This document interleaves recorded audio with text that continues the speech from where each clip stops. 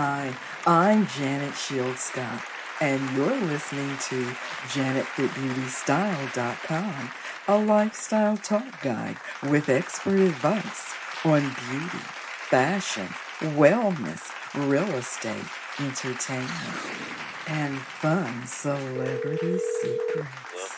Hello, and welcome to each and every one of you. Today's music guest is six-time award-winning music producer Christian McBride. Christian McBride has performed for Wynton Marsalis, Paul McCartney, Celine Dion, Freddie Hubbard, and many other music greats. Christian is here to talk to us about his newly released music, and his new album is titled Christian McBride, The Movement Revisited, a music portrait of four icons. Before we talk to Christian, let's listen to our inspiring quote for today.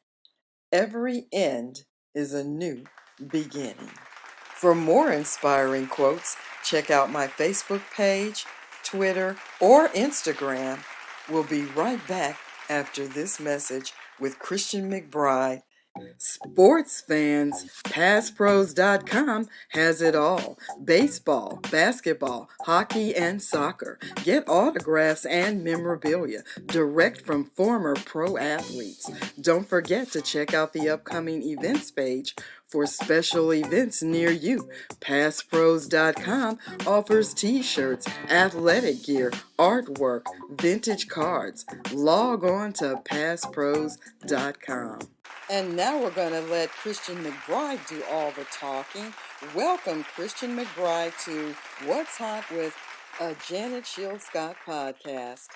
Here's Christian McBride to talk to us about The Movement Revisited, a musical portrait of four icons. Wow, this is such a thought-provoking album about Black history, which encourages people to think and to look back and to always also look forward as to what's happening with Black history. So I was just wondering, what made you want to incorporate this topic in with your music? Well, this piece was specifically written as the result of a commission that I got from the Portland Art Society back in the late 90s. They were doing some Black History Month programming, and they asked me if I'd be interested in composing a piece to perform up there. And, that was 22 years ago. And I started writing the piece, and I thought of what I wanted to do. Did I want to write about a person, a place, or an event?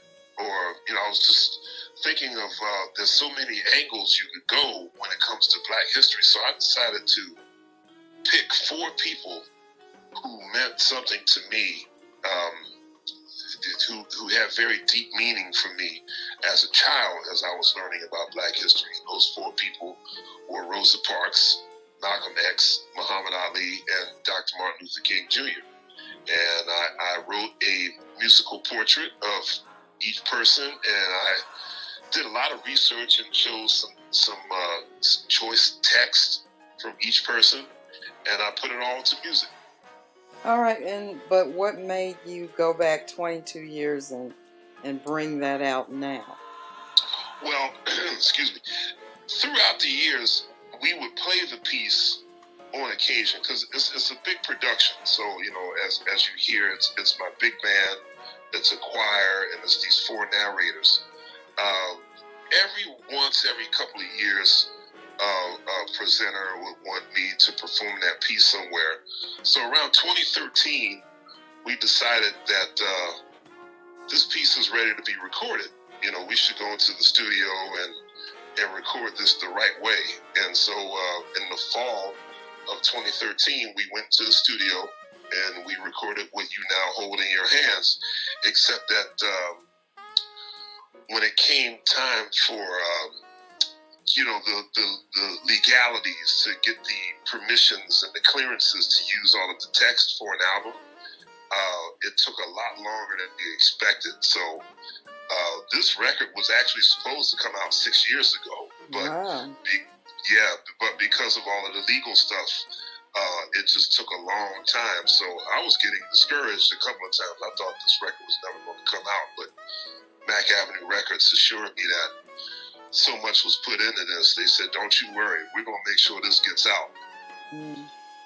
And so for the 4 icons that you chose which were to be in the album, then you chose some people today to actually go in and speak as if they were that person or their voice. So why did you choose these individuals, and who are they? Well, I actually I'd rather them. I told them that even though they're reciting the words of these particular people, to not try to imitate them. You know, do it in your own voice, do it in your own rhythm, do it in your own flow.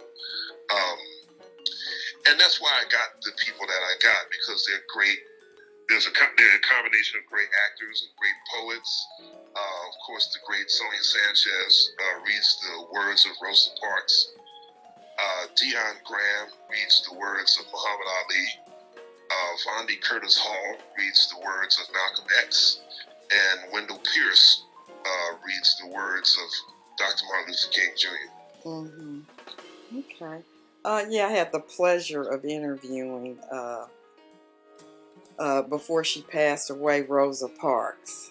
Really? Yeah, that was such an honor. And usually I don't get real hyped up about a lot of my interviews, but that was truly just a wonderful pleasure for me to do that. And it was mainly about wellness when I interviewed her. It wasn't basically about Black history, but it was about wellness and nutrition, and it was interesting. She was a vegetarian. I knew that. Yeah, I didn't know. I thought that must have been a great interview. It was. All right, so back to you now. Okay, so what made you, or how did you get started with a jazz career? My father plays bass, and as well as my great uncle. So I have 2 musicians in my family, and my dad is the reason I wanted to play the bass. My great uncle is the reason why I wanted to play jazz.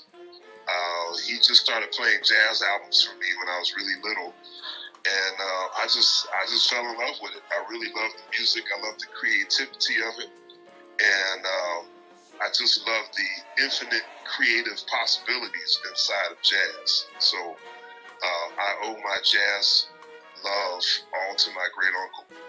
So did you get a chance to play on stage with them? Or? I've only done that twice, strangely enough, because my dad was on the road most of the... Hello?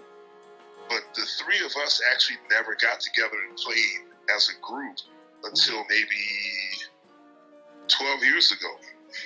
Mm-hmm. And then we did it again about 5 years ago. So yeah, we've had a chance to jam between the 3 of us a couple of times. And what was that like for the 3 of you? It was great. It was absolutely. Hello? You keep going out. Hello? Say what? You went out. You said it was great, and then it went blank.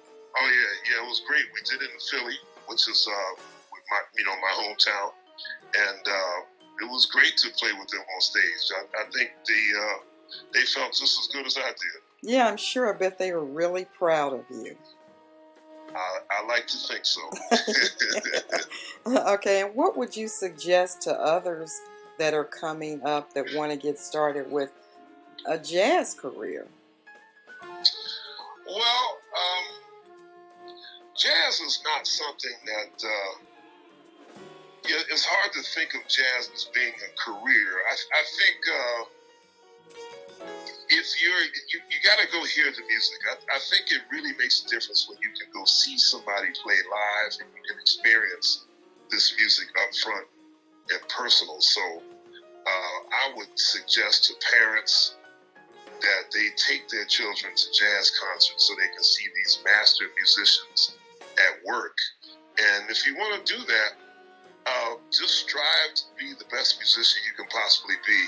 And I have no doubt that things will fall in line naturally, because if you're striving to be the best musician you can be, you're always going to work, and somebody's always going to want to play with you, and your calendar is always going to be full, as opposed to striving hard to be popular.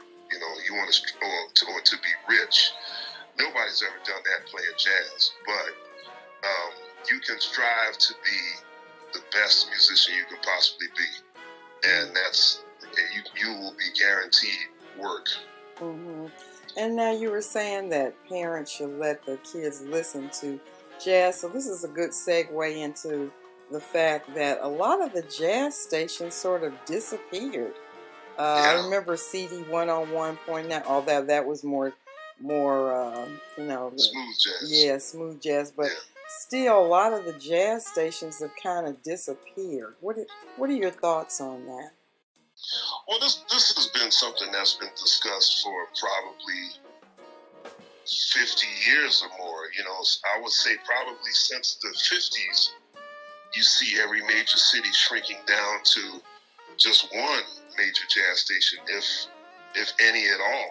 You know, most jazz radio stations are member-supported, stations, and so they don't have the commercial sponsorship like most terrestrial radio has. So you gotta have a support system there of people who are willing to pay money to help out their local member-supported radio station. Like here in the New York area, that would be WBGO. In Philadelphia, that would be WRTI. In LA, that would be KJazz. So, like most major cities only have one jazz station, and it's a music that has always been. It shouldn't be a niche market, but it has turned out to be that. So, the more young people we can expose to this music, a lot of older people who love jazz, they like to hog it for themselves. They don't want to share it with people who might not know. Mm-hmm. But that's the only way the music is going to last. So you got to bring the people out who need it. Mm-hmm. That's true. And just say, for instance, like the next topic is wellness. So what I want to ask you is that if you're meditating or thinking or just spending a day where you're just regrouping, what would be some of your favorite tunes on your CD or album that you would play? I probably would listen to some symphonic music. I probably would listen to Ravel or Bartok or somebody like that, or maybe some Bach. Mm-hmm. If I really am trying to chill, I would probably listen to that, or maybe some Lester Young. But on your album, no. Oh, I wouldn't listen to any of my records. Well, what would you suggest someone else to listen to if they were going to chill out? If they were going to chill out, what would I suggest? I would suggest probably, gosh, I don't know, maybe something from my trio album, which is called Out Here. I have a couple of trio albums, but the one called Out Here might be the good chill out one. Mm-hmm. And I think Rosa Parks Without the Dialogue. Right, I like the music. Right. Yeah. Well, thank you. Mm-hmm. Yeah, so I think that one would also be, which work, is your single, that you have out now. Mm-hmm. Yeah. So, what do you do to regroup and for your wellness period to help keep your music, yourself toned and ready for the next stage appearance or just producing the next song? Sometimes I'm not sure I do the best job at wellness because I work so hard all the time. But when I do need to regroup, I'm really good at being able to just tune out. I can sit in the chair and just do nothing. I'm really good at just sort of zoning out and being in my own head. So I'm just sitting in my chair, not really thinking or doing much of anything. Just letting my whole body just sort of refuel. So is this like a big lounge chair? Mm-hmm. That's right. Oh, sitting by the window or something. Yep, that's right. I hear you. All right. Has there ever been a situation that you were in that was a very risky or a situation that was very tough and you needed to get out of it? How did you get out of it, and what did you do to console yourself to get out of that? Well, that's a broad question because there's been quite a few scenarios that I can say were a little hairy, but I mean, I guess going through life, you're always going to have some sort of trying experience. I know it happened a lot when I first moved to town. Trying to get myself settled in and make enough money so I could pay my own rent because I really wanted to make it on my own. And, no matter what people think, there were some lean years there when you're first coming up on the scene. You do as many gigs as you can, and sometimes you don't have the money to get home or to pay your rent. You gotta beg and borrow and steal from people. Well, not steal, but yeah, I understand. Just to, or maybe borrow and not pay back right away. Right. But yeah, I mean, I guess we've all had some trials and tribulations. There's been some funny stories. Things happen on the road, and bad weather, a show gets canceled, or somebody gets hurt on the road, or I mean, I've gotten sick on the road a number of times and had to go to the hospital and things like that. That's no fun. Mm-hmm. So, do you feel that the saying that music soothes the savage beast, that sort of helps too? Absolutely. Mm-hmm. I wish more people would listen to music and keep that in mind. You know what I mean? I think there's some really great music out there that can make you think straight. What is it that you want people to get from your new project other than just the Black history? That's a good question because I do hope that people are able to see that. I also want them to listen to the music and not just only think about the social accomplishments and the work of these four social icons. There is the music aspect of it that I hope people will enjoy, and hopefully get enough curiosity to listen to something else. Something else that maybe I've done, or some other big band projects that someone else has done. Some long form music. Maybe go back and listen to Duke Ellington or Charles Mingus's music or something like that. I hope it makes people curious. Mm-hmm. Okay, yeah, speaking of that, just wanted to go back when I mentioned that you worked with Paul McCartney, Celine, Dion, Wynton Marsalis. What was it like to work with them? It was great. I've had a wonderful career playing bass with a lot of people. I don't think I've really had too many instances where it wasn't fun. Mm-hmm. All right, and what are your social handles so that we can stay up on what it is that you're so embarking on? My Facebook handle is just facebook.com/official Christian McBride, and my Twitter handle is McBride's World, and my Instagram handle is the first three letters of my first name, so it's CHR McBride. Just one word, CHR McBride. Okay. Well, thank you so much for being a part of What's Hot with Janet Shields Scott podcast. Thank you very much. All right. Take care and enjoy your day. You do the same. And I thank all of you, and I appreciate you for listening to What's Hot with a Janet Shield Scott podcast. Let's close this out with a selection from Christian McBride's The Movement Revisited, a musical portrait of four icons. Let's listen to Sister Rosa.